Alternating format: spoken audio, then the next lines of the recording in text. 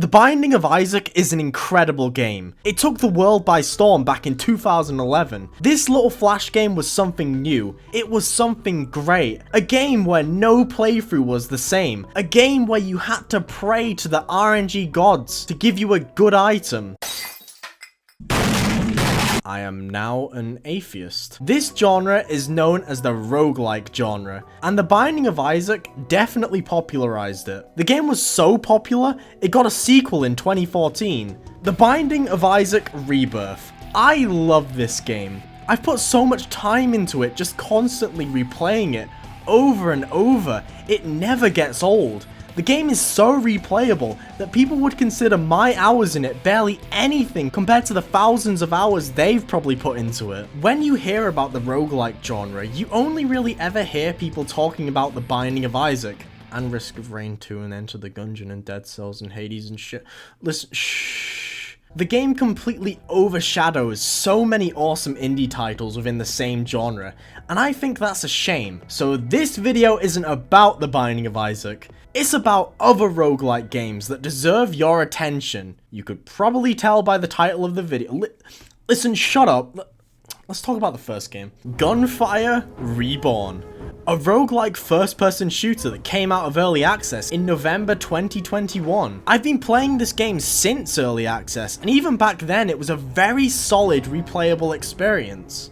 In this game, you play as different personas, some with, pretty questionable designs. She is such a bad bitch though! Each one has their own unique ability. For example, the cat that you start with has an ability that freezes enemies within an AoE blast, which increases damage dealt to the enemies trapped in it.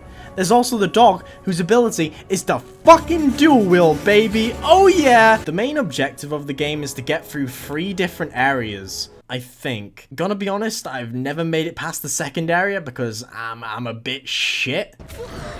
You are terrible. There are permanent upgrades you can unlock though to help you through if you're crap like me. While journeying through, you are given different weapons with different stats and elemental effects, and these weapons are fucking awesome. These can range from a fucking black hole gun to a little funny lizard that shoots out explosive balls. My favorite gun in the game is this hot pistol. Not only is it satisfying to shoot, but the reload animation. Whew.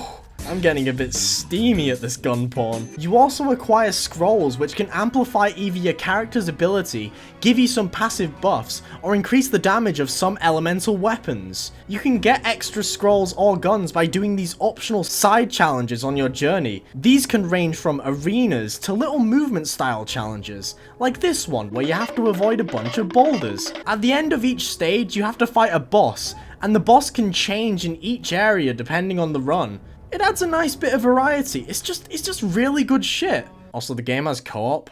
I would show it, but I got no mates to play it with. Nuclear Throne is pretty similar to The Binding of Isaac. It's an isometric roguelike, but the difference is, Nuclear Throne prioritizes skill over RNG. Of course there are RNG elements in the game, it's a fucking roguelike after all, and some of the weapons you can get are, well... yeah. In Nuclear Throne, your objective is to make it to the Nuclear Throne, I think. I'm gonna be honest with you all, I've never made it to the end of this game either, because it's hard, and I'm not very good at it at all. Oh my god, come on! Despite this though, I still enjoy it a lot. Like I said, you need to make it to the end, and you are able to choose between different characters who have different perks to them. On each stage, you need to defeat every single enemy in the area. Just be careful killing the last enemy, because a black hole opens up and just sucks you in! So don't miss out on any goodies in the area. Between each stage, you are able to select an upgrade to assist you on your journey. Well, I say assist, but I still fucking end up killing myself regardless. Take this shit no more, man. It's a very simple roguelike game, but it's insanely replayable, and it's just fun. That's what games are about, right? Being fun. Being a good old time. Yeah. I have no idea what's going on in this game at all. This is the definition of psychological horror. It completely fucks with your mind because you're just thinking the whole time, what the fuck is going on?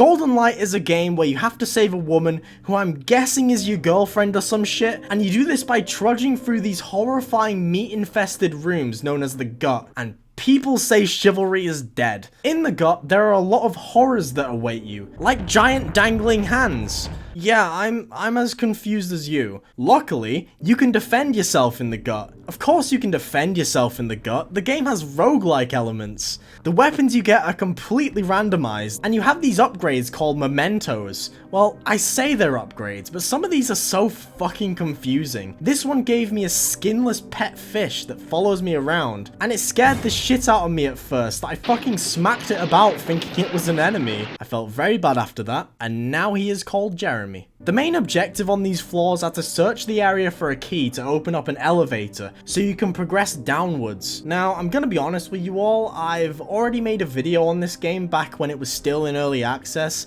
and a lot of things I said in that video still stand now. It's over a year old, but you should check it out. I'm still pretty proud of the video.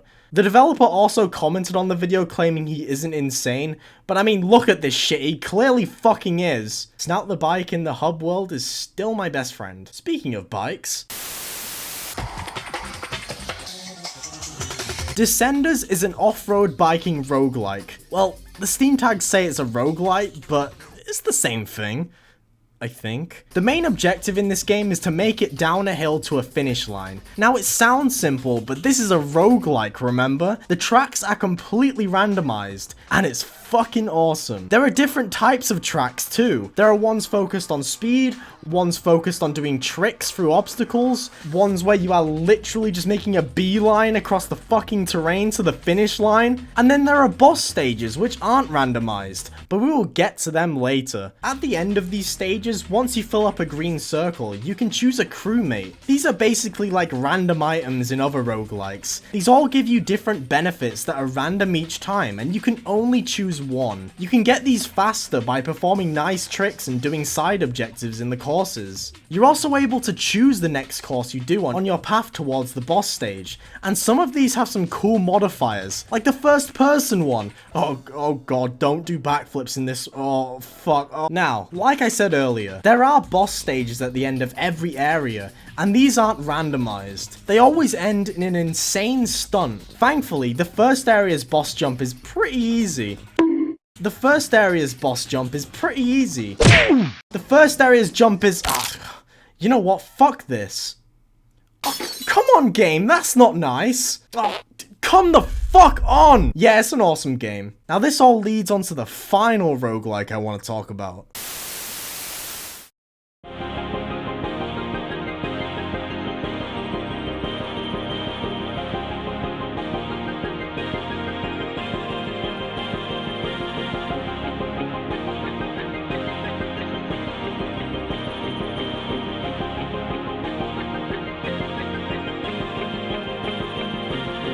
Yeah, Prey is a roguelike DLC. You should play it. This entire video was just a ploy to talk about Prey 2017. Go play Prey 2017!